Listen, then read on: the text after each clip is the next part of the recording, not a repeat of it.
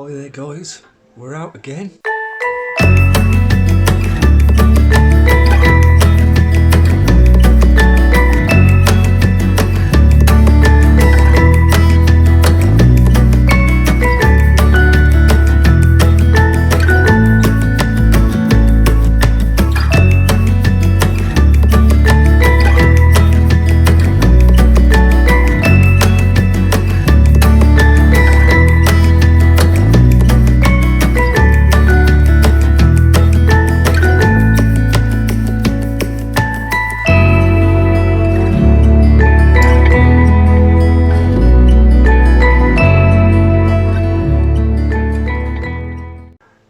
It's beautiful, still, clear and crisp. There's not too many outside lights on either, which is always a little bonus. So the localized light interruption is pretty good. So I'm keeping my fingers crossed that stays the same. We're up and running, as you can see behind me. We are photographing some beautiful little tadpoles tonight. It's the first time I've tried this subject. We did have a bit of an interesting start, as you may have seen on my startup steps in kstars and ekos. Randomly, and it hasn't happened for the last few times of using Raspberry Pi with kstars on it, but it was a bit laggy, so you control with the mouse on my computer in here, which is connected on the network via a Ethernet cable to the Raspberry Pi, and there was a bit quite a long lag of up to 10 seconds, and it was impossible to see what was going on. So I've had to reboot a couple of times. After a little reboot, it's behaving a lot better now, so I've been able to get up and running. I got the solver to work and solve some alignments for the mount pointing model, and then went over to IC410, also known as NGC 1893. So we're having a well-earned cup of tea after really digging in and getting everything to smoothly run. Everything connected, ekos just connected to the equipment, fast and clear.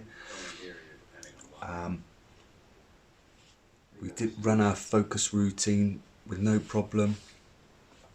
We then slewed over to NGC 1893, did a solver on that, and got our target dead center without any problems, which was great. And then guiding was up and running in no time at all. We had there was an amazing amount of stars in our off-axis guiding, so we're dead chuffed about that.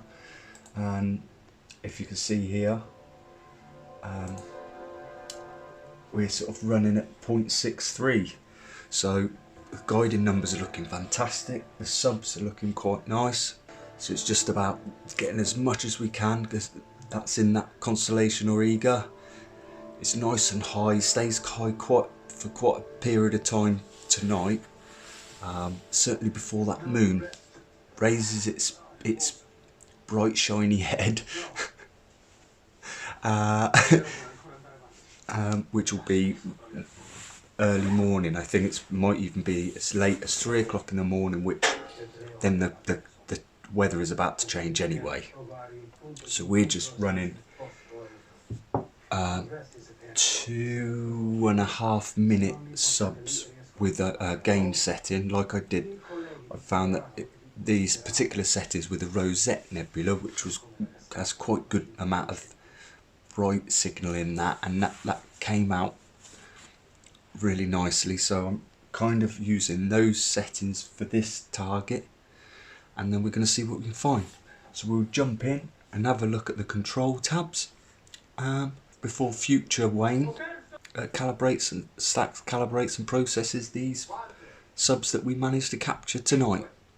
They're always the subs that I use in the vlog that I report to you. I'll never add it to hours and hours of integration that's been integrated, captured elsewhere, or you know, hours and hours from other sessions with different equipment, because then it's useful to you guys knowing what progress I'm making with the equipment I'm using.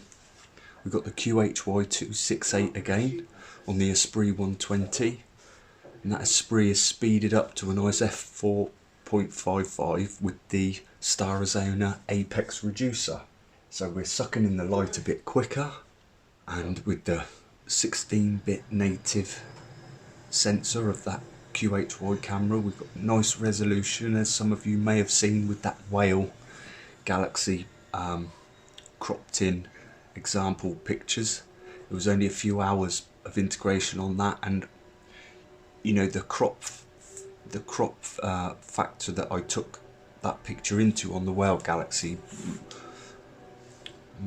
was sort of cropped, so I've cropped out about 80% of its original field of view, or apparent field of view. So we're going to hopefully get some nice detail again tonight.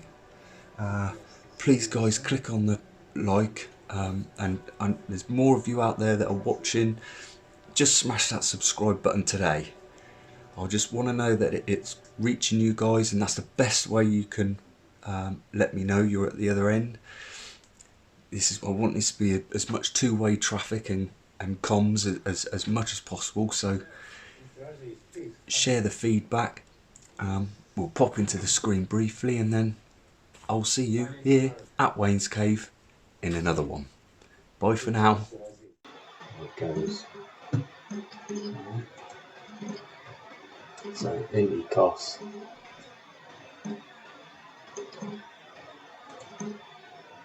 start on the ekos tab here, and normally then come straight across to this on the control panel and check the gear along the top. There's Pegasus, focus controller, there's the guide camera, there's our mount, EQ mod, the EQ6R Pro. The model name has got nothing to do with the other mounts, can be run by EQ mod. And then QHY camera. So this is all good, all green lights across the board as a start. That's normally what I tick off, and then once this little laggy upset goes,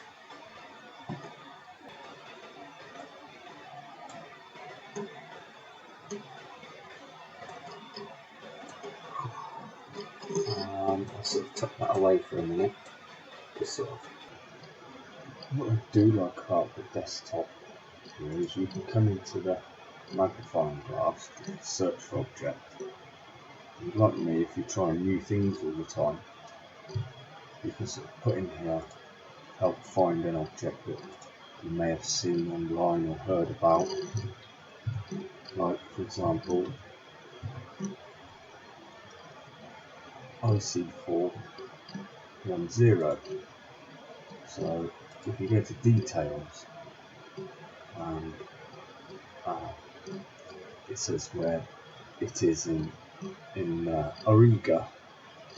Usually, depending on the target, it tells you more or less information, but it still knows its position, etc. And other links to it,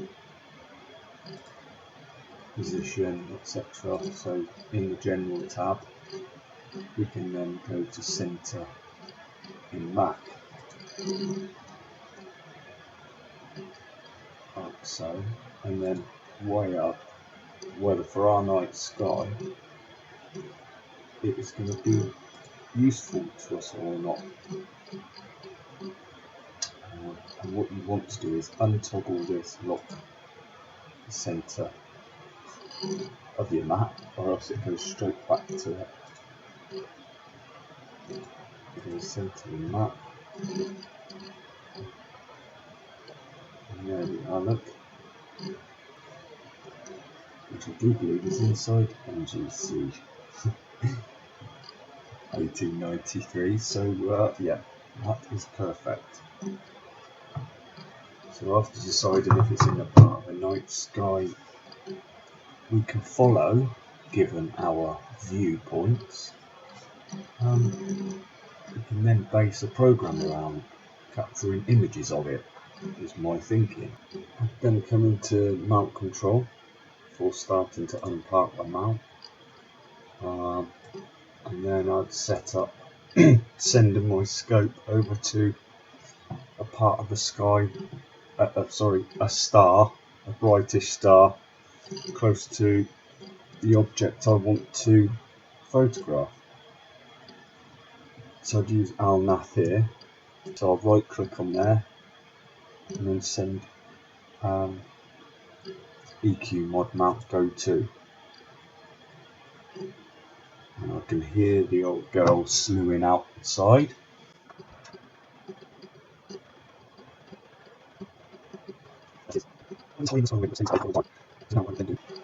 Just got to jog my memory, it's been a while.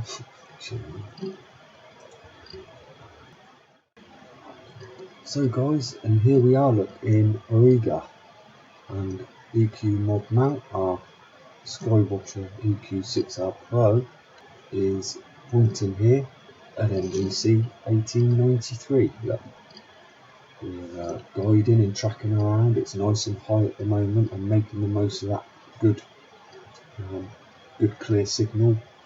The sky is nice and clear and crisp tonight with virtually no wind, and there's no moon until early morning, so we've got hopefully the chance to get a few hours on our subject. So we started up ekos here in kstars, and here's our shooting schedule. Dead straightforward. We cooled down to -15 as normal, set our gain to 27 offset 40, just to really make sure, I just wanted to make sure that we was giving our subs every opportunity to get some of the faint detail and pick up a great resolution from the camera.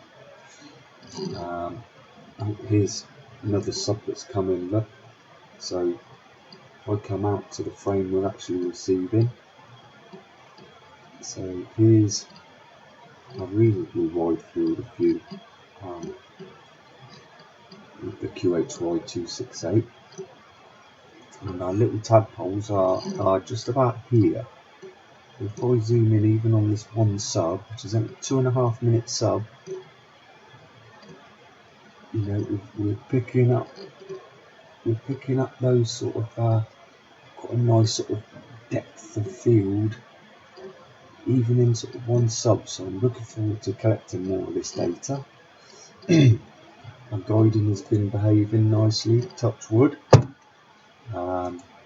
It's been around about 0.62 to 0.72.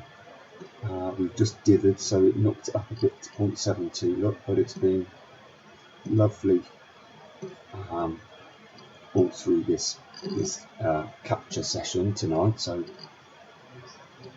we would like to continue that if we could. If any of you are interested in the kstars guiding module, I pretty much leave all this alone. This works. I've been 2x2, and I often expose. It's not very often my exposures are less than 1.5 seconds. It's just sort of no need. I found that can often do more harm than good.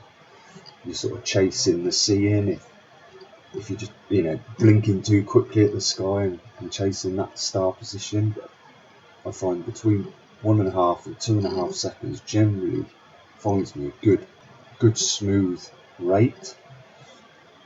So that's our guiding. That's pretty much all we got set up for today. We did do a focus routine here in the focus module with the Pegasus focus cube. It's attached to the Esprit. That is pretty consistent on every session, so I highly recommend that. That's the dual motor focus cube, or whatever it's called, where it's all in one. It's all in the one cube. You don't need a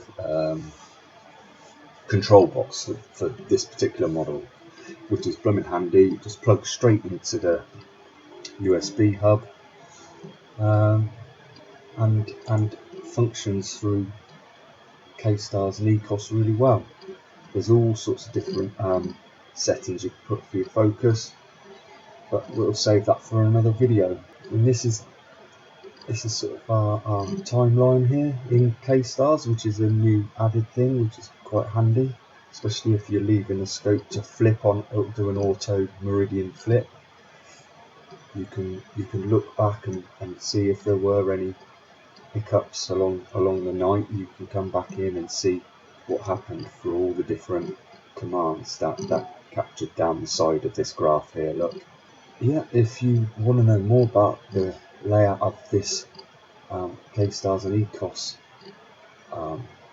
working plan here, and let me know what you would like to look into and ask how I run the specific tab or the specific command, and I'll be more than happy to walk through with you guys.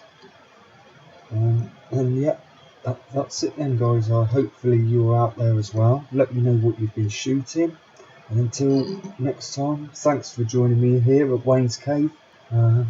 Click that like, smash that subscribe button, and hopefully I'll see you all very soon under some clear skies in the next one.